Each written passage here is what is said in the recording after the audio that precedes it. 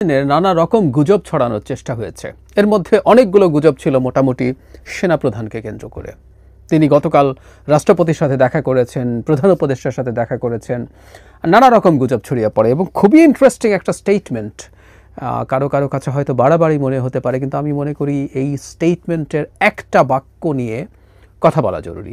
প্রধান উপদেষ্টার সাথে সেনাপ্রধান বৈঠকের পর প্রধান উপদেষ্টার ফেসবুক পেজে অবিশ্বাস্য একটা বাক্য আছে। এই বাক্যটার তাৎপর্য মানে প্রাথমিকভাবে আমি এটুকু বলে রাখি, এই দুই ভদ্রলোকের প্রধান উপদেষ্টা এবং সেনাপ্রধানের মধ্যে কি বাই এনি চান্স কোনো সিরিয়াস দূরত্ব তৈরি হয়েছে? এই বাক্যটা সেটা ইন্ডিকেট করে।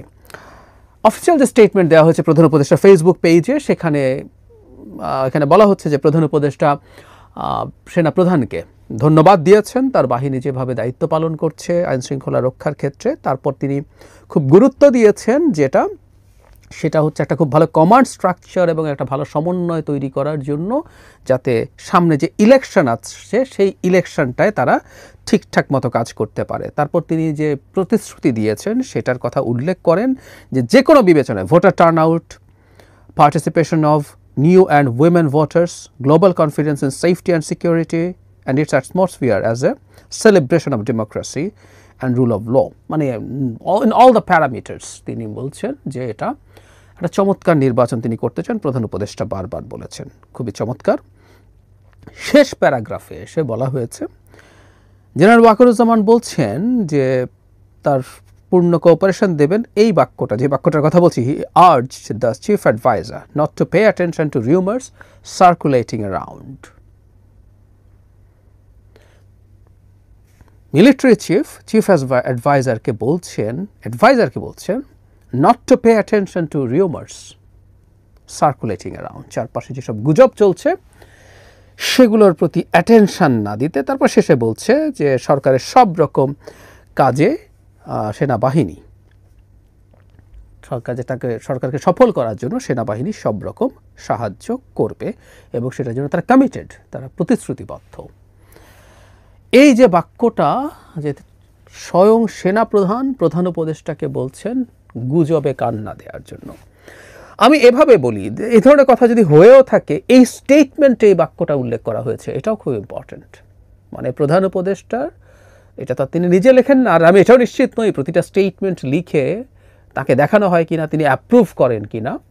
সো এই যে বাক্যটা এখানে আসলো, এটা প্রধান উপদেষ্টার অ্যাপ্রুভড বাক্য কিনা আমি নিশ্চিত নই, কিন্তু এটা এসছে। সো অফিসিয়ালি আমরা বলছি প্রধান উপদেষ্টা এই ধরনের একটা বক্তব্য, একটা বাক্য আমাদেরকেও জানাতে চেয়েছেন, কারণ এটা পাবলিক করা হয়েছে এবং যেহেতু সেখান থেকে লেখাই হয়েছে, এটা অবশ্যই বলাও হয়েছে। আবারও বলছি, বলা হয়েছে, কিন্তু এই বাক্যটা এখানে নাও থাকতে পারত। তাহলে আমরা এখন এই আলাপটা আনতেই হবে। মানে যখন রিউমারের কথা বলা হলো, তারপর কিন্তু সেনাপ্রধান বলছেন যে না, সরকারের যাবতীয় যা যা কাজ আছে সেগুলোর ক্ষেত্রে সরকারকে সফল করার জন্য তাকে সাহায্য করতে সেনাপ্রধান বলছেন তারা কমিটেড। তার মানে হচ্ছে রিউমারটা এইরকম, পরের বাক্যটা দিয়ে বোঝা যায় যে সেনাপ্রধান আসলে আর সরকারকে বা সেনাবাহিনী, তার নেতৃত্বে তার বাহিনী, সামরিক বাহিনী সরকারকে আর খুব বেশি সাহায্য করছে না, বা অনেক ক্ষেত্রেই সরকারকে অ্যান্টাগোনাইজ করার চেষ্টা করছে। ইনফ্যাক্ট এই রিউমারগুলো বাজারে আছে, মাঠে আছে, খুব সিরিয়াসলি আছে। আমরা জানি বেশ কিছুদিন থেকে, অনেক মাস হয়ে গেল, সেনাবাহিনী ম্যাজিস্ট্রেসি পাওয়ার নিয়ে মাঠে আছে এবং সেনাবাহিনীর দায়িত্ব পালন নিয়ে ইদানিং কিছু সংকট বা সমস্যা দেখা দিচ্ছে। কেউ কেউ ওটাকে ভিত্তি করেই সেনাবাহিনী তুলে নেওয়া টাইপের আলাপ করছেন। আমি প্রায় একটা কথা বলি, সেনাবাহিনী আসলে এই আইনশৃঙ্খলা, ডে টু ডে আইনশৃঙ্খলা রক্ষার কাজে ট্রেনিং প্রাপ্ত নয় কোনোভাবে। তার ট্রেনিং যুদ্ধ করার ট্রেনিং, ফলে তাদের দায়িত্ব পালনের ক্ষেত্রে ভুলভ্রান্তির সম্ভাবনা থাকেই। নুরুল হক নূরকে যে অ্যাকশন তার বিরুদ্ধে হলো, মেজর ভুল আছে। দেখলাম এই বাহানাতে, বা চট্টগ্রাম বিশ্ববিদ্যালয়ে যখন সংকট হচ্ছে, ঝামেলা হচ্ছে, তখন সেনাবাহিনীর আসতে দেরি হওয়া বা পদক্ষেপ নিতে কিছুটা দেরি হওয়া, এই ধরনের অভিযোগ করে সেনাবাহিনী তুলে নাও, সেনাবাহিনী ব্যারাকে ফিরিয়ে নাও, এই আলাপ অনেকে করছেন এবং গুরুত্বপূর্ণ সোশ্যাল মিডিয়া ইনফ্লুয়েন্সাররাও করছেন। ফলে একটা অভিযোগের চেষ্টা আছে যে সেনাবাহিনী ঠিকঠাক মতো করছে না। শুধু সেটা না, আরেক কাঠি সরেস যেটা, সেটা হচ্ছে সেনাপ্রধান এক-এগারো ঘটিয়ে দেবেন, ক্ষমতা নিয়ে নেবেন, ডক্টর ইউনূসকে সরিয়ে ফেলবেন। প্রেসিডেন্টের সাথে দেখা করতে গেলে আমি তিনি আলাদা একটা ভিডিও করেছি, এই কথা ছড়িয়ে দেওয়ার চেষ্টা করা যে তিনি জরুরি অবস্থা জারি করাতে যাচ্ছেন। এরকম নানা রকম গুজব সেনাপ্রধানকে নিয়ে আসলে বিভিন্ন সময় হচ্ছে। তিনি যেখানে যান না কেন সেটাকে ধরেই নানান রকম কথাবার্তা। আমরা এখনও নিশ্চিত নই চিফ জাস্টিসের সাথে তারও কোনো বৈঠক হয়েছে কিনা, এরকম একটা গুজব ছড়িয়ে পড়েছে। গুজবও বলবো না, কারণ এটা মেইন স্ট্রিম মিডিয়াতে এসেছিল। পরবর্তীতে দেখা যায় যে সেটা আসলে কোনো পক্ষ থেকেই কোনো কিছু স্বীকৃতি দেওয়া হয়নি, এবং আমরা সর্বশেষ গতকাল একজন উপদেষ্টা ডক্টর আফসিস নজরুলকে দেখলাম তিনি এটা ডিনাই করছেন।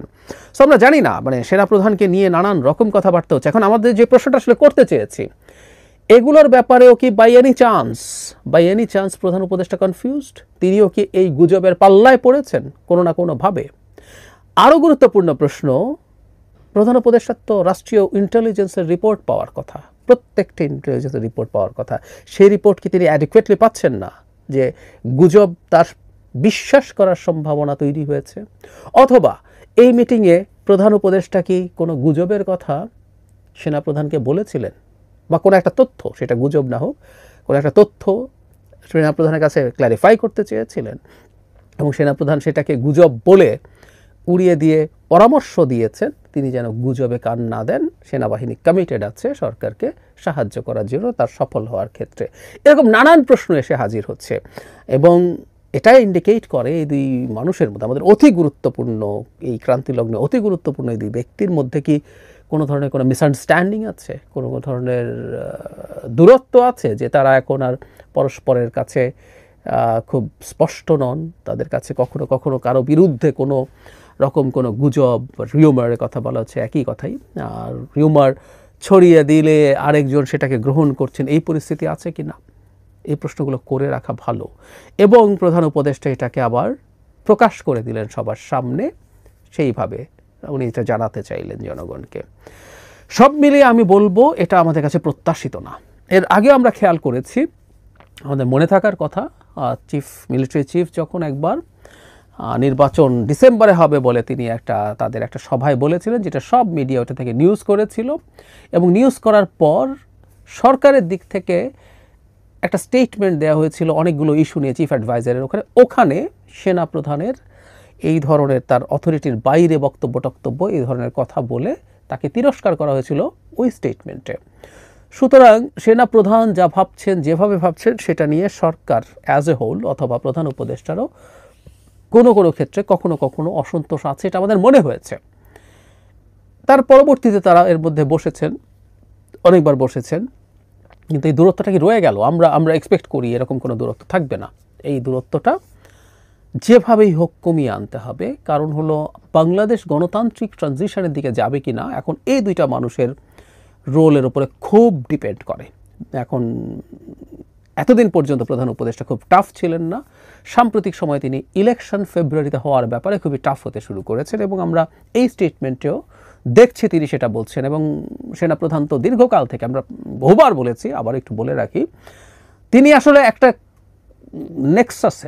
নেক্সাসের টার্গেটে পরিণত হয়েছেন, কারণ তিনি নির্বাচনটা টাইমলি চান, ডিসেম্বরের মধ্যে চেয়েছিলেন, এখন যেহেতু ফেব্রুয়ারি সেটা চান। যারা নির্বাচন পিছিয়ে দিতে চায়, যারা দেশে একটা এনার্কি তৈরি করতে চায়, তাদের কাছে এই কারণে তিনি টার্গেটে পরিণত হয়েছেন। সেই জন্য তার বিরুদ্ধে নানা রকম গুজব, নানা রকম মিথ্যা অভিযোগ দিয়ে এই পরিস্থিতি তৈরি করা হচ্ছে। তো আমরা চাই অন্তত এই ধরনের গুজবের পাল্লায় প্রধান উপদেষ্টা অন্তত পড়বেন না। যে কোনো বিষয়ে তাদের কোনো রকম কোনো সংকট থাকলে তারা বসতে পারেন, পরস্পরের সাথে কথা বলতে পারেন। প্রধান উপদেষ্টা মানে কথার ক্ষেত্রে একজন ম্যাজিশিয়ান, উনি যে কারোর সাথে বসে যে কারোর সাথে এত অসাধারণভাবে কমিউনিকেট করতে পারেন, তিনি চাইলে যে কোনো সমস্যা আলাপের মাধ্যমে, কথার মাধ্যমে সমাধান করতে পারেন। সো আমরা এই টার্ময়েলের টাইমে এমন কোনো পরিস্থিতি দেখতে চাই না যে দুজনের মধ্যে কোনো দূরত্ব আছে। যদি থেকে থাকে সেটা যেন মিটিয়ে ফেলার চেষ্টা তারা খুব দ্রুত করেন। এর সাথে